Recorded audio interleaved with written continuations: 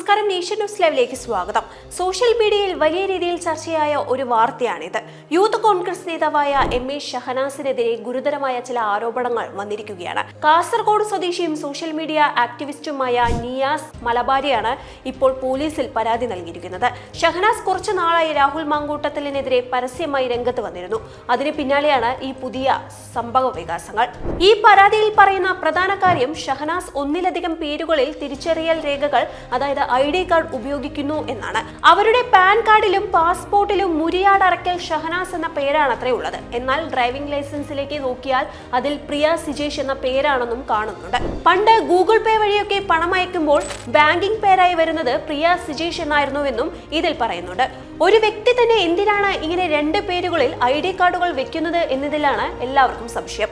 ഇതുകൂടാതെ മറ്റൊരു വലിയ ആരോപണം കള്ളപ്പണ ഇടപാടുകളെ കുറിച്ചാണ്. ഇവർ ഒരു ചെറിയ പബ്ലിക്കേഷൻ സ്ഥാപനം നടത്തുന്നുണ്ട്.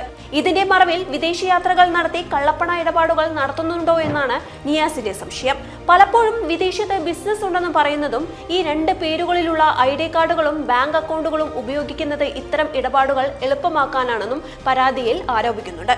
സംഭവം എന്തായാലും സീരിയസ് ആയിട്ടുണ്ട്. നിയാസ് മലബാരി നൽകിയ പരാതിയിൽ അന്വേഷണം നടത്താൻ സംസ്ഥാന പോലീസ് മേധാവി കാസർഗോഡ് ജില്ലാ പോലീസ് മേധാവിക്ക് നിർദ്ദേശം നൽകിയിട്ടുണ്ട്. കൂടുതൽ കാര്യങ്ങൾ അന്വേഷണത്തിന് ശേഷം മാത്രമേ വ്യക്തമാവുകയുള്ളൂന്നും എന്തായാലും ഈ ഇരട്ടപ്പേരും വിദേശയാത്രകളും ഒക്കെ വലിയൊരു ദുരൂഹതയായി തന്നെ നിലനിൽക്കുകയാണ്. വീഡിയോ ഇഷ്ടമായെങ്കിൽ വീഡിയോ ലൈക്ക് ചെയ്യുക, ഷെയർ ചെയ്യുക, ചാനൽ സബ്സ്ക്രൈബ് ചെയ്യുക. അടുത്തൊരു വീഡിയോയുമായി നമുക്ക് വീണ്ടും കാണാം. നന്ദി, നമസ്കാരം.